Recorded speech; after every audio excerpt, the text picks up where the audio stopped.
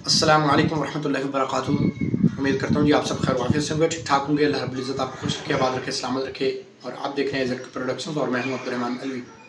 आज मैं मुल्की सियासी सूरत हाल पर थोड़ी सी गुफ्तगू शनीद करूँगा, बग़ैर किसी की हमायत किए हुए पूरे माहौल को एक दफ़ा देखने की कोशिश करूँगा। तो आप भी वीडियो के साथ जुड़े रहें, इंशाल्लाह आपको बड़ा फ़ायदा भी मिलेगा, नॉलेज भी मिलेगा।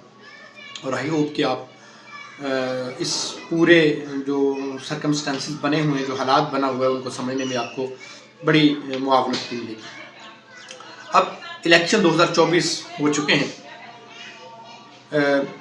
आज़ाद उम्मीदवार यानी कि पीटीआई की हमायत याफ्ता उम्मीदवारों की तादाद जो है वो तकरीबन 92-93 के राउंड अबाउट है, जबकि पीटीआई के जो उम्मीदवार हैं उनकी नशिस्तों की तादाद जो है वो 79 के राउंड अबाउट है, क्योंकि 4-5 आज़ाद मेंबरान जो है वो पीटीआई में नून लीग में शामिल हो चुके हैं।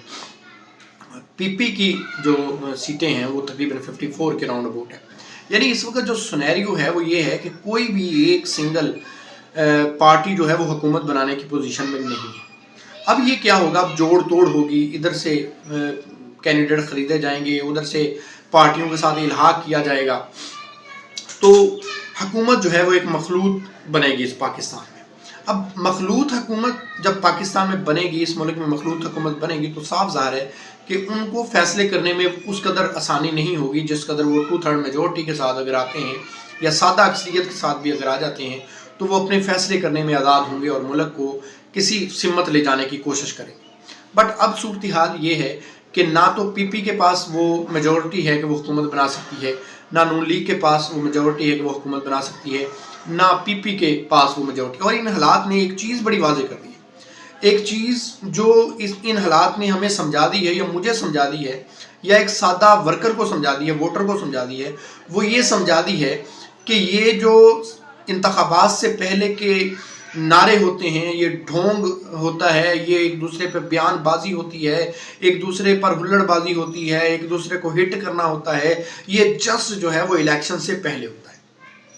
इलेक्शन के बाद जो है वो इन नारों की, इन बातों की कोई वैल्यू नहीं रहती। मैं आपके सामने ये सारे हकायक रखने की कोशिश करता हूँ, शायद कि उतर जाए आपके दिल में मेरी बात। आसिफ अली जरदारी और नवाज शरीफ ख़ानदान जो है एक दूसरे के ऊपर गालम गलोच, मैं लाड़काना की सड़कों पर जो है वो जरदारी को घसीटूँगा, इसके पेट से पैसा निकाल लूँगा और इसे लेके आऊँगा और पैसा जो है वो अवाम पे निछावर करूँगा। पीडीएम की हुकूमत बनती है, नून लीग और पीपी दोनों मिलकर जो है वो साथ में मौलाना फजल रहमान साहब जो है वो मिलकर और बाकी जमातें मिलकर जो है वो 16 माह हुकूमत करते हैं। और हम समझते हैं कि इमरान खान बहुत बुरा है, सिर्फ पीडीएम जो है वो मुल्क को बचा रही है।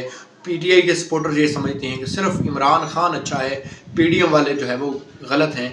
तो ये निज़ाम जो है वो चलता है। उसके बाद इलेक्शन आ जाता है, निगरान हुकूमत आती है, निगरान सेटअप बनता है, इलेक्शन आ जाता है। अब इलेक्शन के बाद क्या सूरत हाल होती है, इलेक्शन से पहले नून लीग पीपी के खिलाफ है, पीपी नून लीग के खिलाफ है, नून लीग पीटीआई के खिलाफ है, पीटीआई नून लीग के खिलाफ है, ये सारी सीटें। अब सीटें कन्फर्म हो गई कि अब ये सीटें आ गई, अब दोबारा से मखलूत हुकूमत बनने जा रही है। अब पीपी का राब्ता हो रहा है उसी पीटीआई के साथ जो ये कहती थी कि पीटीआई कहती थी कि मैं कभी भी जो है वो इन डाकुओं के साथ या इनके साथ जो है वो इल्हाक मेरा नहीं हो सकता।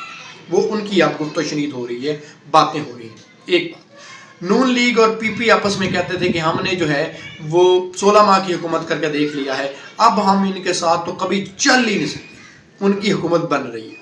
मौलाना फजल रहमान साहब मेरे बहुत फेवरेट, मेरे हीरो, मेरे लीडर, मैं उनको अपना लीडर मानता था। लेकिन क्या मौलाना कहते थे कि इमरान यहूदी एजेंट है, मुल्क की सालमियत के लिए मैं इसके साथ कभी सलाम दुआ नहीं कर सकता। आज मेरा मौलाना जो है वो पीटीआई के साथ मिलने को तैयार है और पीटीआई मौलाना के साथ हुकूमत बनाने को तैयार है। सबसे ज़्यादा गालम गलोच अगर किया है किसी जमात के लिए, किसी फ़र्द को बदनाम करने की कोशिश की गई है, वो इसी पीटीआई ने की है और मौलाना फजल रहमान को की। आज मौलाना फजल रहमान को ज़रा भी एहसास नहीं हो रहा, आज ज़रा भी इस बात पर उन्हें ये चीज़ समझने में, आज उन्हें ज़रा भी वो फील नहीं हो रहा कि मेरे ऊपर किस तरह के जो है वो इल्ज़ामात लगाते रहे हैं, मुझे किन अलकाबात से पुकारा जाता रहा है, मुझे, यानी कि ये इनके लिए कुछ भी नहीं है। یہ ان کے لیے تو سارے مفادات کے لیے مفادات کی جنگ ہے کہ اگر حکومت نہیں بنتی تو ہمارے جو اپوزٹ ہیں ان کے اوپر ہم نے گالی گلوچ کرنی ہے، ان کو ہم نے برا بھلا کہنا ہے، لیکن اگر میری حکومت بنتی ہوئی نظر آ رہی ہے تو میں نے گدھے کو باپ بنا لیا۔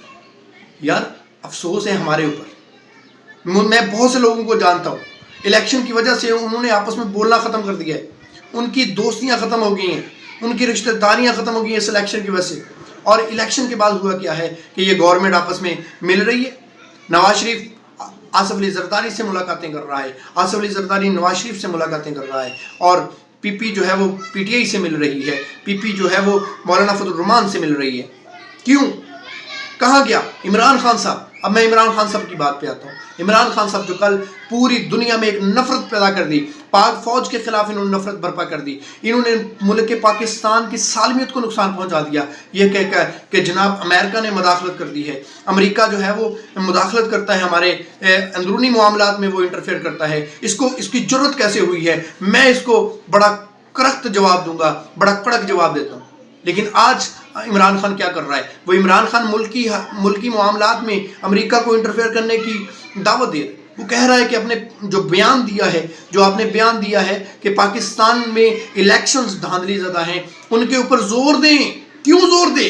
کون ہوتا ہے امریکہ؟ امریکہ ہوتا کون ہے میرے ملک میں کے اندر مداخلت کرنے والا؟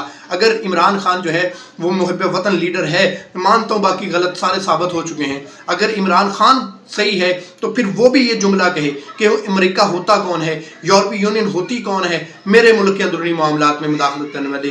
میرا ملک ہے، میرے ملک میں انتخابات ہوئے ہیں، جیسے بھی ہوئے ہیں ہم خود سارٹ آؤٹ کر لیں گے، ہم خود دیکھ لیں گے۔ یہ محب وطن لیڈر ہوتا ہے، یہ اپنی کرسی کے لیے دشمن کے ساتھ ہاتھ ملانے والا جو ہے وہ محب وطن نہیں ہے۔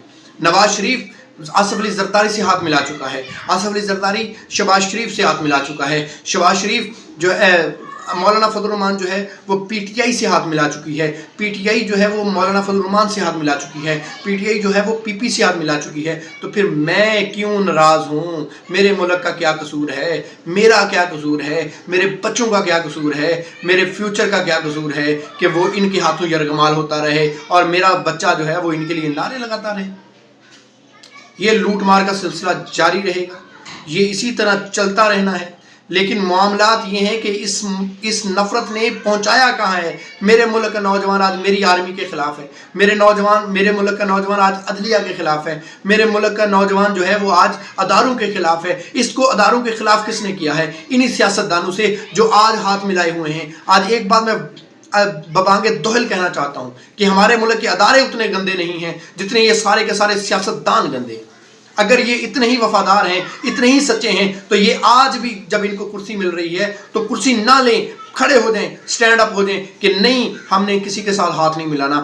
آج اس سسٹم کے خلاف ہم نے کھڑے ہونا ہے۔ اگر سسٹم میں یہ رہتے ہیں تو پھر سسٹم غلط نہیں ہے، پھر یہ خود غلط ہیں، ہمارے ادارے غلط نہیں ہیں۔ میں یہ بات واضح کر دینا چاہتا ہوں کہ ہمارے ادارے غلط نہیں ہیں، یہ لوگ غلط ہیں جنہوں نے ہمارے جذبات کے ساتھ کھیلا ہے، ہمارے جذبات کے ساتھ کھلواڑ کی ہے، ہمیں تماشا بنایا ہوا ہے۔ ان کو احساس ہی نہیں ہے کہ الیکشن سے پہلے کچھ کہتے ہیں، الیکشن کے بعد کچھ کہتے ہیں۔ ان کو تو جہاں اپنی کرسی بنتی ہوئی نظر آ رہی ہے وہاں ان کی سلام دعا بھی ٹھیک ہو جاتی ہے، وہاں ان کے تعلقات بھی مضبوط ہو جاتے ہیں، اور ہم پاکستانی کدھر جائیں؟ یہ سوال آپ پہ چھوڑتا ہوں میں، ہم کدھر جائیں؟ ہمارا کون پرسان حال ہے؟ ہمارے ادارے پرسان حال ہیں۔ آج سے وعدہ کر لیں ہم اپنے اداروں کے ساتھ کھڑے ہیں، کسی سیاستدان کے ساتھ نہیں کھڑے ہیں۔ جزاکم اللہ خیر، واحسن الجزا، السلام علیکم۔